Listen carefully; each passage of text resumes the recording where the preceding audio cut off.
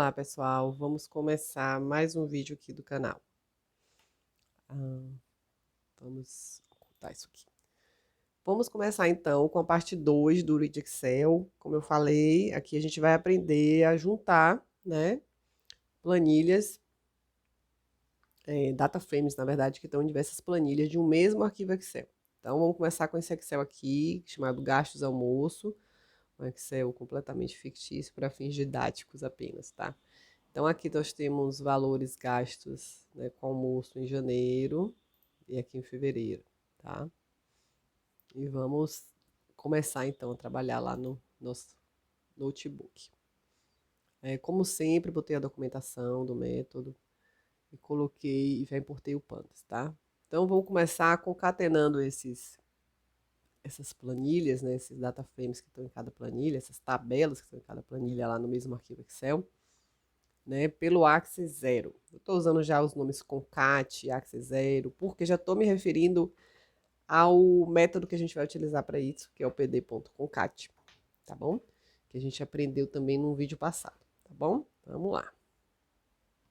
Então, a gente vai carregar nosso arquivo Excel aqui. Vamos ler.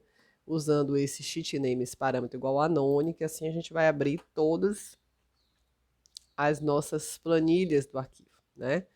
E o resultado disso a gente já sabe que é um dicionário, tá aqui bonitinho, né? Chave janeiro, aí um dicionário, um data frame, a chave fevereiro, o data frame lá da planilha de fevereiro, tudo bem?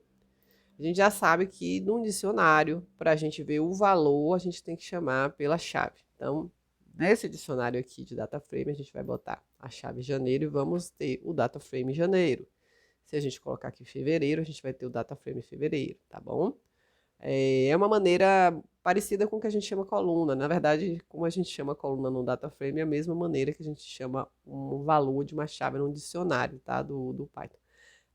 Não gosto muito de comparar estruturas de dados, mas aqui é igual e eu acho bom a gente saber o que a gente está fazendo. Então aqui a gente não está chamando uma coluna janeiro de um data frame, a gente está chamando um data frame que está dentro de um dicionário pelo valor da sua chave, que é janeiro, tá bom? Beleza. Então, assim, a gente pensa, né, que o pd.concat, lá aquele método, ele aceita uma lista, né, de data frames que ele vai unir. A gente já imagina que a gente vai fazer uma lista com isso aqui, algo parecido como a gente vai usar uma lista, né, a gente vai fazer o dict, eu chamei de dictdf para lembrar que o resultado ali, né, que a gente importou foi um dicionário de data frames e não um data frame, fevereiro, né? Então a gente vai criar uma lista, né, esse aqui, janeiro, fevereiro, né? Enfim, uma lista de dicionários, né? E a gente vai jogar isso aqui lá no PD Concat, né?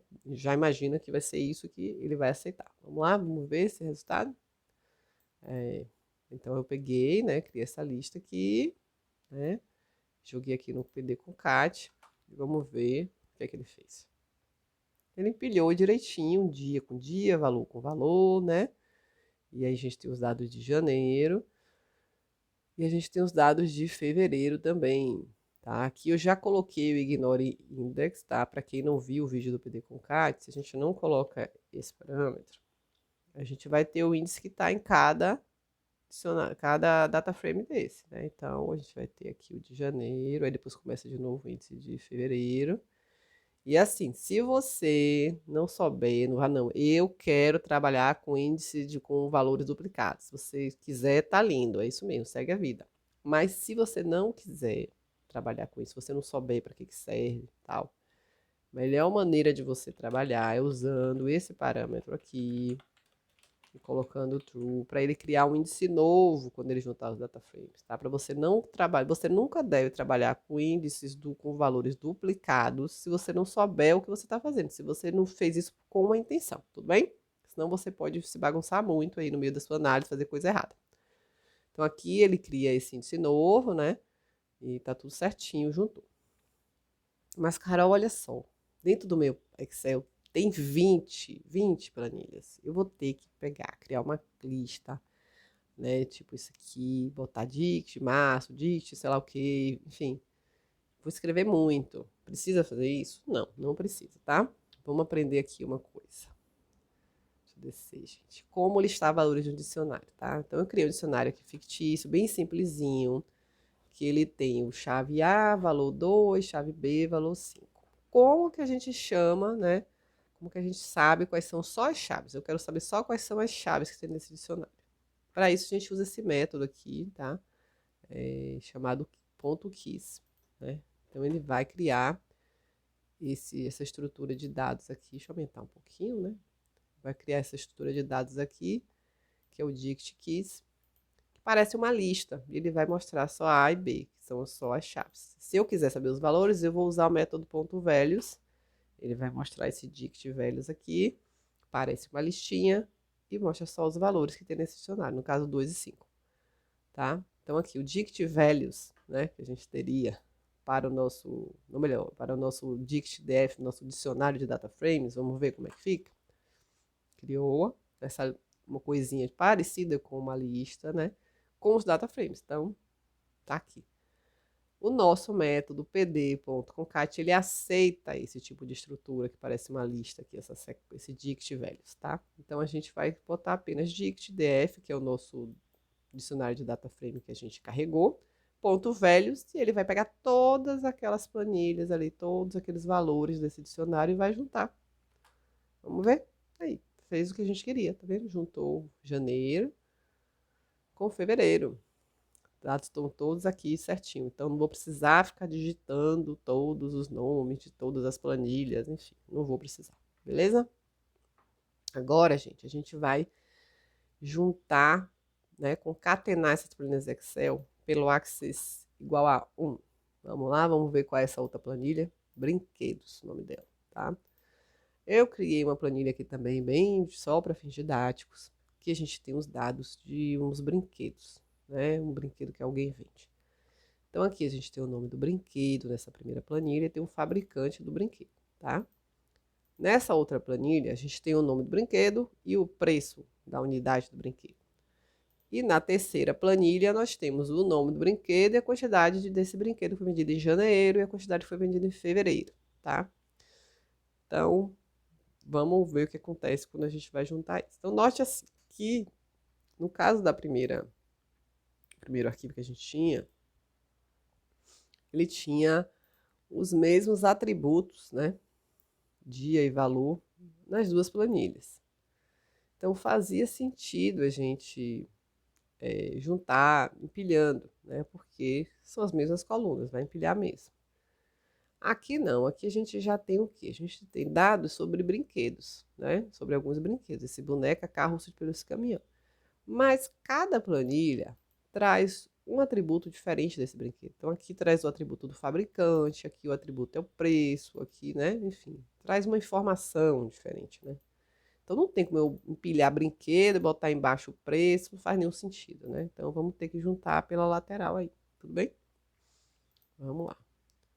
Vamos abrir nosso sheet name none para a gente abrir um dicionário de data frames.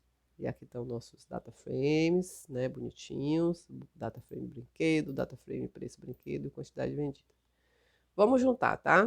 Como a gente já sabe, a gente pode usar um ponto velhos aqui e botar o axis 1, óbvio. E vamos juntar aqui no PD concat. Vamos ver o que aconteceu. Ele saiu juntando tudo, né? Aquelas planilhas lá. Porém, o que a gente tem que lembrar é que ele junta aqui pelo axis, ele vai juntar pelo nome aqui do índice, tá? Então, e o nome do índice aqui é o mesmo da posição, né? 0, 1, 2, enfim. Então, o que ele fez? Ele chegou aqui, pegou tudo que estava, né, aqui nessa linha 2 aqui, aí pegou esse dado que está na linha 2, pegou esse dado que está na linha 2. Só que a gente pode perceber que aqui na linha 2 tem boneca e aqui tem carro. Então, não é isso que a gente quer, né? Você vai ver que veio aqui, ó, boneca, fabricante, boneca, preço, carro, né? E aí tem a quantidade vendida.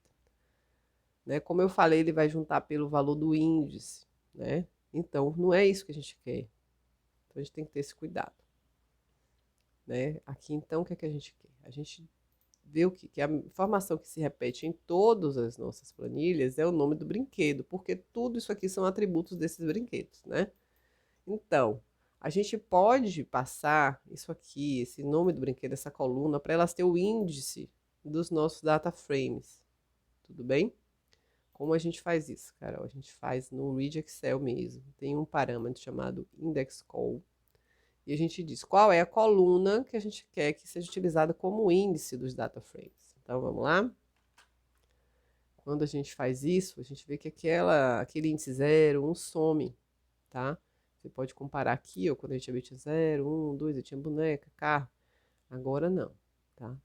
Já vem logo o nome do brinquedo, né, que ele tá como índice. Vamos mostrar só aqui o data frame, preço do brinquedo, como ficou. Pronto, apareceu aqui. O nome do brinquedo, ele tá aqui em negrito, porque ele agora é um índice, ele não é uma coluna.